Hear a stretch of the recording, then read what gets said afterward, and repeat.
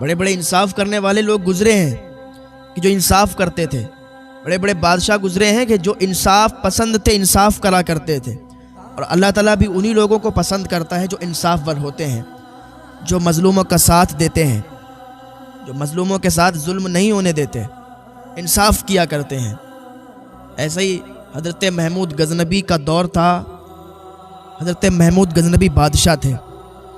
एक इंसान था, उसने बाहर जाने का इरादा किया सफ़र पे, तो उसके पास एक हीरों की थैली थी।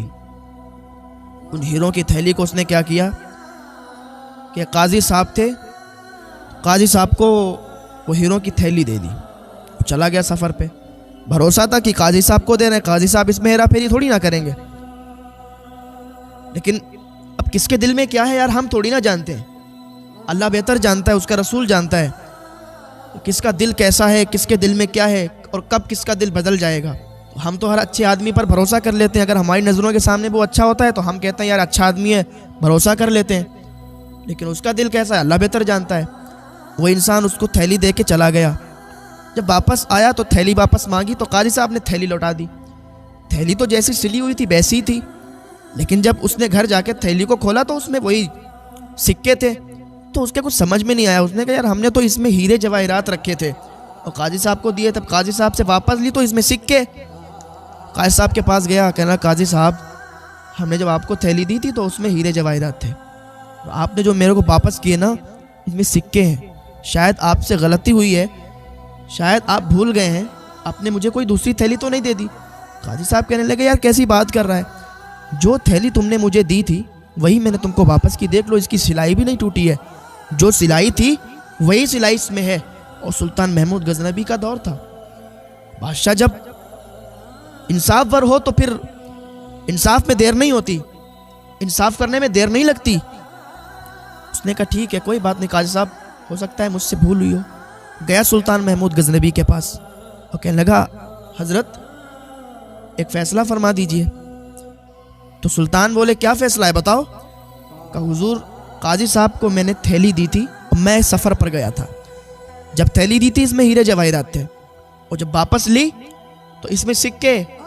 इन सिक्कों की क्या कीमत है सरकार, हीरे जवाहरात कितनी कीमत के होते हैं। और वो कहते हैं कि मेरे पास तो सिर्फ तुम यही छोड़ के गए थे, मैंने तो इसको बदला भी नहीं है, इसकी सिलाई भी टूटी नहीं। सरकार इसकी सिलाई भी नहीं टूटी है। ख़ास बात तो ये है कि अगर वो निकालते तो सिलाई तो टूटी होती। सुल्तान महमूद गजनबी ने फरमाया ठीक है कोई बात नहीं, तुम घर चले जाओ, तुम्हारा फैसला हम करेंगे, लेकिन कुछ टाइम दो मुझे। सुल्तान महमूद गजनबी महल में सबको हुक्म दे दिया कि सब लोग यहाँ से चले जाओ, महल में मुझे कुछ देर तक अकेला छोड़ो। जहाँ पर आप बैठते थे लेटते थे अकेला सबने छोड़ दिया, सब चले गए। सुल्तान महमूद गजनबी ने एक छुरी मंगाई। छुरी मंगाने के बाद जहाँ पर आप लेटते थे ना उस बिस्तर को फाड़ दिया और फाड़ के चले गए और कहा इसके अंदर कोई मत आना, सफाई वाला ही आ सकता है सिर्फ, और जो भी वहाँ पर कारकुनान है वो सिर्फ अंदर आ सकते, बाकी कोई ना आए। सुल्तान महमूद गजनबी चले गए और जब सफाई करने वाला आया तो उसने देखा कि वो बिस्तर फटा हुआ है, इधर से उधर फैला हुआ पड़ा हुआ है। उसने देखा कि यार सुल्तान महमूद गजनबी तो मुझे मार देंगे अगर मैंने ये सफाई नहीं की, लेकिन यह तो बिस्तर फटा हुआ है, अब क्या करें। कुछ लोगों को बुलाया जो कारकुनान थे, कहा यार देखो ना यहाँ तो बिस्तर फटा हुआ है, मैंने सफाई करने के लिए आया था तो देखा तो ये सब माहौल है, अब क्या करें। अगर सुल्तान को पता चला तो हमारे साथ भी तुम्हारी नौकरियां भी चली जाएंगी और तुम्हें पता नहीं, तुम्हें भी सज़ा हो जाए हमें भी सज़ा हो जाए।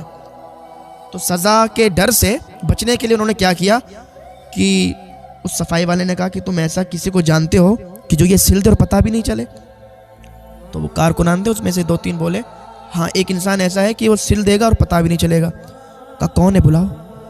तो वो गए वहाँ पर। वो एक इंसान ऐसा था कि वो चीज़ों को सिल दिया करता था जिस तरीके से वो सिली हुई हुआ करती थी। वो आया, आने के बाद उसने कहा ठीक है कोई दिक्कत नहीं है, तो जितना फैलावा है ना और जितना ही बिस्तर फटा हुआ है हम इसको एक बराबर कर देंगे, सिल देंगे, सुल्तान भी पहचान नहीं पाएंगे कि किसने सिलाया और कैसे क्या हुआ है। कहा ठीक है अगर हम सब अपनी जान की खैर चाहते हैं तो ठीक है ये काम करना पड़ेगा। उसने जल्दी जल्दी उसको सिल दिया, सिलने के बाद फिनिश कर दिया। सुल्तान महमूद गजनबी इतने में आ गए, देखा तो सुल्तान महमूद गजनबी ने सोचा कि यार हम तो इसको फाड़ के गए थे, इसको वैसे ही बिल्कुल 2 कॉपी सिल दिया। बुलाया सबको, भाई इधर आओ, यहाँ पर ये गद्दा ये फटा हुआ था, ये बिस्तर फटा हुआ था, किसने सिला इसको? कारकुनान कहने लगे सरकार ये फटा नहीं था, सही था, ऐसे ही था।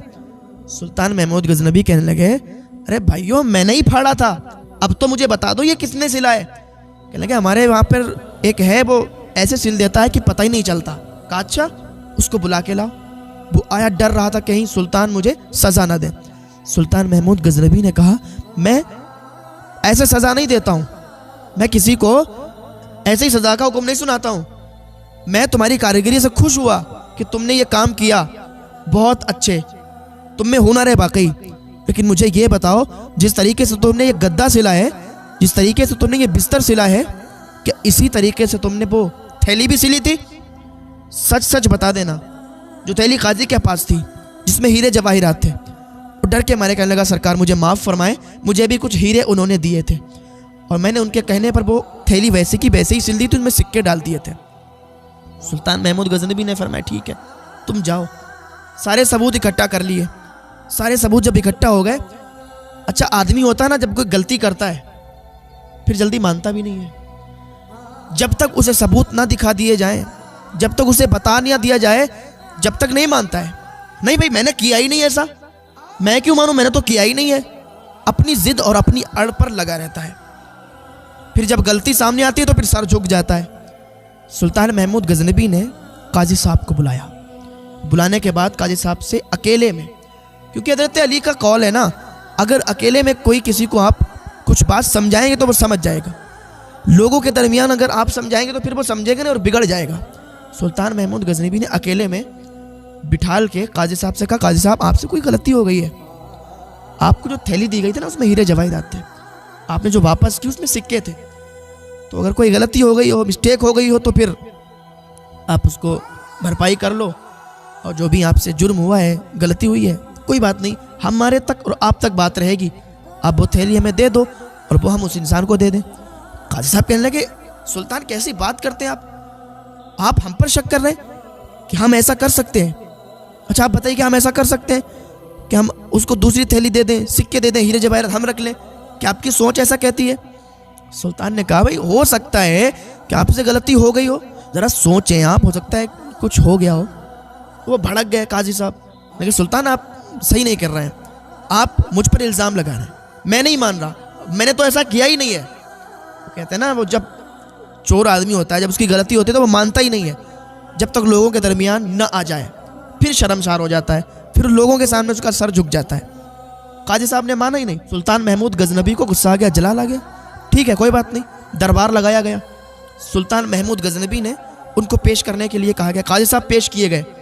कहा काजी साहब आपने थैली से हीरे नहीं निकाले?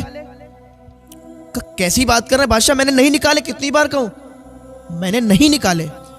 सुल्तान महमूद गजनबी ने उसको बुलाया जिसने वो गद्दा सिला था, जिसने वो थैली सिली थी, उसका नाम लेके बुलाया। जब वो सामने आया तो काजी साहब का सर झुक गया। काजी साहब ने उसे देखा तो देखकर उनके रोंगटे खड़े हो गए, उनका जिस्म थर थर कांपने लगा।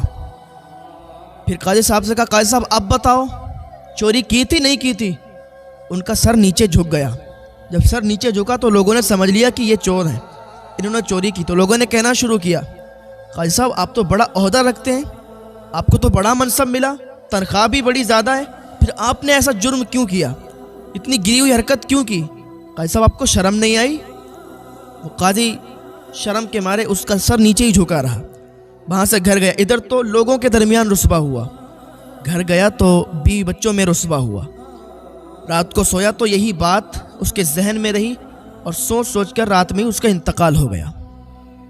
इंतकाल हो गया तो सुबह लोगों को मालूम चला तो लोग बातें करने लगे कि यहाँ अगर अपनी गलती को एक्सेप्ट कर लेता ना तो यहाँ तो सुल्तान के सामने ही एक्सेप्ट करता, अब तो मर के चला गया, ये दुनिया है, यहाँ की तो बात ही अलग है, लेकिन यहाँ से अब जब गया है तो अल्लाह की अदालत में क्या जवाब देगा? तो भाई अपनी गलती मानने में नुकसान नहीं है, अपनी गलती मानने में ही फ़ायदा है। और अल्लाह का अजाब बड़ा सख्त है और अल्लाह की पकड़ जब आती है तो फिर कोई नहीं छुटा सकता। इन्ना बतशा रब्बिका लशदीद, अल्लाह की पकड़ से कोई नहीं बच सकता। तो लोग कहने लगे कि दुनिया में भी रुसवा हुआ और अब मर के चला गया तो फिर वहाँ भी देखो क्या जवाब देगा, अल्लाह के अजाब का सामना करेगा। तो अल्लाह के अजाब का सामना कौन कर सकता है? ये नाजुक जिस्म बर्दाश्त नहीं कर सकते जहन्नम की आग को। तो अल्लाह की बारगाह में आएँ, अल्लाह की बारगाह में ताइब हो जाएं, नेक अमल करते रहें। कोई भी जुर्म हो, कोई भी गुनाह हो, अल्लाह की बारगाह में तौबा कर लें। और कोई भी गलती हो जाए तो अपनी गलती को मानना सीखें, एक्सेप्ट करना सीखें कि भाई मुझसे गलती हुई है, मुझे माफ़ करें। अपनी अनानियत में, अपनी अना में ना रहें, क्योंकि जो इंसान अपनी अनानियत में अड़ा रहता है, अपनी अना में रहता है, तो फिर वो बर्बाद हो जाता है।